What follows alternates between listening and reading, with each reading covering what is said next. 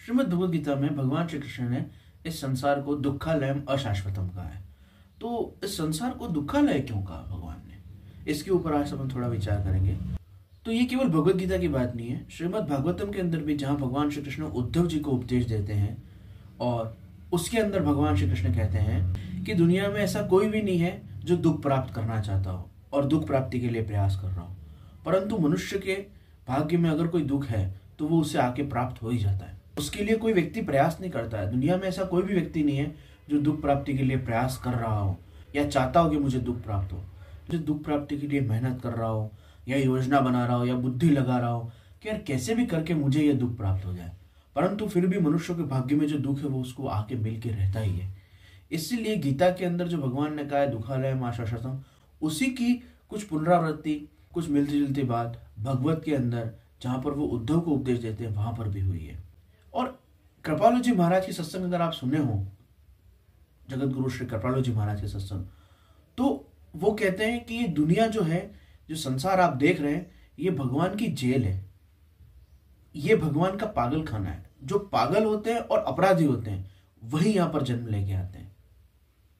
तो ये कृपालु जी महाराज के सत्संग में भी मैंने सुना है। शंकराचार्य ने भी इसके अलावा शंकराचार्य की बात सुनी है तो उन्होंने कहा है जगत मिथ्या, ब्रह्म सत्य जगत मिथ्या। तो जगत मिथ्या का सिद्धांत भी शंकराचार्य ने दिया है, आदि गुरु शंकर ने कहा है। तो भारतीय दर्शन में जगह जगह वैराग्य और जगत की दुख रूपता और नश्वरता की बात बार बार दोहराई गई है, उसकी बार बार पुनरावृत्ति हुई है और ये बात सत्य है, एकदम सत्य। अंग्रेजी में भी एक कहावत है, young person says word is full of Joy but wise person says word is full of सोरो। अर्थात युवा व्यक्ति कहते हैं कि दुनिया खुशियों से भरपूर है, पर बुद्धिमान व्यक्ति जानते हैं कि दुनिया दुखों से भरपूर है। ये दुनिया अगर खुशियों से भरपूर होती ना तो यहां पर किसी को बिना चाहे, बिना मांगे, बिना प्रयास किए जो मिलने वाले दुख है वो ना मिलते। एक भी ऐसा इंसान आप ढूंढ के बता दो जिसके जीवन में कोई दुख ना हो, कभी कोई दुख हुआ ही ना हो। कोई भी जीव जगत का कोई भी ऐसा प्राणी ढूंढ के बता दो, धनवान, गरीब, त्यागी, योगी, डॉक्टर, इंजीनियर, साधु, संत, सब देख लो, ऐसा कोई भी ढूंढ के बता दो जिसके जीवन में कभी कोई दुख ना आया हो। इसलिए तो श्री कृष्ण ने कहा दुखालयम अशाश्वतम। यहां पर भूख और प्यास का दुख है, थकान और नींद का दुख है, बुढ़ापे का दुख है, शैशवावस्था, शिशुपन होता है, अबोध होते हैं, असमर्थ होते हैं, वही हालत बुढ़ापे में होती है, वो दुख है। युवावस्था के अंदर इच्छाओं का गुबार रहता है, ये भी चाहिए, वो भी चाहिए, ये करना है, वो करना है, अपने अंदर से ही इतनी उमंगें रहती हैं कि उनका ही भार रहता है, वो दुख है। रोग का दुख तो है ही है, बुढ़ापे का दुख तो है ही है, नींद, भूख, प्यास, थकान का दुख तो है ही है, प्रतिस्पर्धा, ईर्ष्या, द्वेष का दुख तो है ही है। कितने प्रकार के दुख हैं यहाँ। पर इस दुखों के इस हुज्जुम में मनुष्य कोशिश करता है कि वो इस दुनिया से सुख प्राप्त कर ले। ये दुनिया भगवान ने मनुष्य के सुख के लिए नहीं बनाई है। हमारी ये गलतफहमी है कि ये जगत ईश्वर ने मनुष्य के सुख के लिए बनाया है। ये ईश्वर का पागल खाना है, ये ईश्वर का कैद खाना है। यहाँ पे वो लोग हैं जिनको सजा दी गई है, अपने कर्मों का फल भुगतने भेजा गया है। इसीलिए तो यहाँ पे मृत्यु का दुख है, इसीलिए यहाँ पे जन्म में भी दुख है, इसीलिए यहाँ पर भूख, प्यास, नींद, रोग, बीमारी, बुढ़ापा का दुख है, ईर्ष्या, प्रतिस्पर्धा का दुख है, एक दूसरे से तुलना करने का दुख है, कुछ पाने का दुख है, कुछ खोने का दुख है, कुछ नहीं मिल रहा हम चाहते हैं तो उसका दुख है, क्योंकि ये जगत दुखालय है।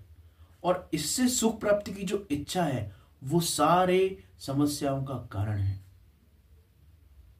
यही बात तो गौतम बुद्ध ने कही है कि जगत से सुख प्राप्ति की इच्छा जो है, ये जो आप सुख चाहते हो इस नश्वर जगत से, निरंतर क्षय हो रही इस दुनिया से कंटिन्यू दुख उत्पन्न हो रहा है, जहां पे वहां पे आप सुख को थामे रखना चाहते हो, सुख को इकट्ठा करना चाहते हो, वहां आप सुख ढूंढ रहे हो, कभी इसमें कभी उसमें। आप चाहते हो कि आपके चेहरे पे यहाँ पे इस दुनिया में रहते हुए मुस्कुराहट बनी रहे, इसीलिए सारी समस्याएं हैं। या तो दीवाना या तू जिसे तौफीक दे, वरना इस दुनिया में रह के मुस्कुरा सकता है कौन। ये एक शायरी है, मुरारी बापू के सत्संग में सुनी थी। क्या कहा जा रहा है इसके अंदर? सीधी सी बात है, या तो बेचारा कोई पागल हो गया हो, या फिर ईश्वर खुद जिसे अपनी संरक्षण में रखे वो। इन दो के अलावा यहाँ पर निरंतर प्रसन्न मुस्कुराता हुआ कोई नहीं रह सकता। ये स्वभाव है इस दुनिया का, बहुत कटु स्वभाव है।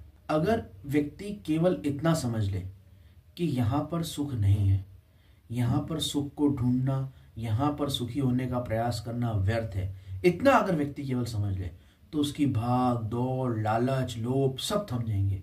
वो मेहनत करेगा, अपना काम करेगा, जो है उसमें खुश रहेगा, उसके चेहरे पे अपने आप मुस्कुराहट आ जाएगी। वो उस प्रसन्नता का अनुभव अपने आप कर लेगा जो उसकी अपनी खुद की, अपनी आत्मा की, अपने मन की मूल स्वभाव की प्रसन्नता है। स्वाभाविक है, उसके लिए किसी चीज की जरूरत नहीं है। कुछ मिलेगा, गाड़ी, बंगला, पैसा, कोई पद, कोई प्रतिष्ठा, कोई वस्तु, कोई चीज, कोई योग्यता प्राप्त होगी, कुछ हो जाएगा तब खुशी होगी, नहीं, वो स्वाभाविक खुश रहेगा जैसा है उस अवस्था में। अगर उसका साधारण सा घर है, गाड़ी है, साइकिल है तो उसमें खुश रहेगा। बहुत महान प्रसिद्ध है तो उसमें खुश रहेगा, उसके तनाव नहीं लेगा। वो जहां जो जैसा है वैसे में प्रसन्न हो जाएगा। बस अगर वो इतना समझ ले कि संसार दुखालय है, यहां से सुख प्राप्ति की इच्छा करना बेवकूफी है, इसमें सुख ढूंढना महामूर्खता है। क्योंकि उस सुख की प्राप्ति में तो हम दौड़ भाग मचा रहे हैं, हम झूठ सच बोल रहे हैं, हम निंदा कर रहे हैं, हम तुलनाएं कर रहे हैं, हम प्रतिस्पर्धा कर रहे हैं, हम किसी से आगे बढ़ना चाहते हैं, हम कुछ बनना चाहते हैं, हम कुछ करना चाहते हैं। ये चाहते हैं, चाहते हैं, चाहते हैं, ये चाहते चाहते का तूफान उसी में तो है कि हमको लगता है कि यहाँ सुख है। और सुख कितनी देर टिकता है? जितनी ताकत लगा के, जितनी मेहनत लगा के, बुद्धि, धन, पैसा, शक्ति, समय लगा के आप कुछ प्राप्त करते हो, कुछ बनते हो, कुछ होते हो, उससे जो सुख मिलता है वो पहली घड़ी जितना मिलता है अगले पल उससे कम होता है, और कुछ समय बाद और कम होता है, और कुछ दिनों में उससे मिलने वाला सुख बिल्कुल शांत हो जाता है और आप वही के वही रह जाते हो, और एक नई इच्छा आ जाती है और उसके लिए फिर दौड़ना शुरू, फिर कुछ प्राप्ति करने के लिए शुरू। सुख नहीं टिकता यहाँ पे, यहाँ कुछ भी नहीं टिकता। बचपन गया, जवानी गई, बुढ़ापा जाएगा, शरीर चला जाएगा। कितने लोग चले गए, सूर्य आता है चला जाता है, चंद्र आता है चला जाता है, तारे आते हैं चले जाते हैं, यहाँ कुछ भी नहीं टिकता है। संसरति इति संसारा, जहाँ पे सब कुछ निरंतर चला ही जाता है, नष्ट हो जाता है, जहाँ पर सब कुछ सरकता ही जा रहा है, सरक रहा है, निरंतर गतिमान है नश्वरता की तरफ। शेक्सपियर की एक पोएम है, like as the wave towards the end, यानी कि जैसे समुद्र की लहरें अपने अंत की तरफ ही बढ़ती हैं, उठती हैं तो अंत होने के लिए बढ़ती हैं, वैसे इस दुनिया में सब कुछ अपने अंत की तरफ बढ़ रहा है। उसके अंदर उन्होंने समुद्र की लहरों से तुलना करके बताया कि किस प्रकार से दुनिया पूरी तरह नश्वर है। ये बातें करना, कविताओं की चर्चा करना, कबीर जी के दोहों की चर्चा करना अलग चीज है, इसका अनुभव कर लेना अलग चीज है। जिसे अनुभव हो जाता है वो सुखी हो जाता है, वो सारी जिम्मेदारियों से मुक्त हो जाता है, वो सारे कर्मों से, सारे पचड़ों से, सारे तूफान से मुक्त हो जाता है, बिल्कुल फ्री हो जाता है। अनहोनी होनी नहीं, होनी हो सो होए, तुलसी भरोसे राम के, निश्चिंत होए सोए, अनहोनी होनी नहीं, होनी हो सो होए। फ्री हो जाता है। खून पसीना बहाता जा, तान के चादर सोता जा, ये नाव तो हिलती जाएगी, तू हंसता जा या रोता जा। हिलेगी ये नाव, सुख दुख ये नाव हिलने वाली नाव है। प्रारब्ध पहले बन्यो, पीछे बन्यो शरीर, तुलसी चिंता छोड़ के क्यों न भजे रघुवीर। एक बार जिसे समझ में आ गया, फ्री हो जाता है, स्वतंत्र, असली स्वतंत्र हो जाता है, वास्तविक रूप में स्वतंत्र हो जाता है।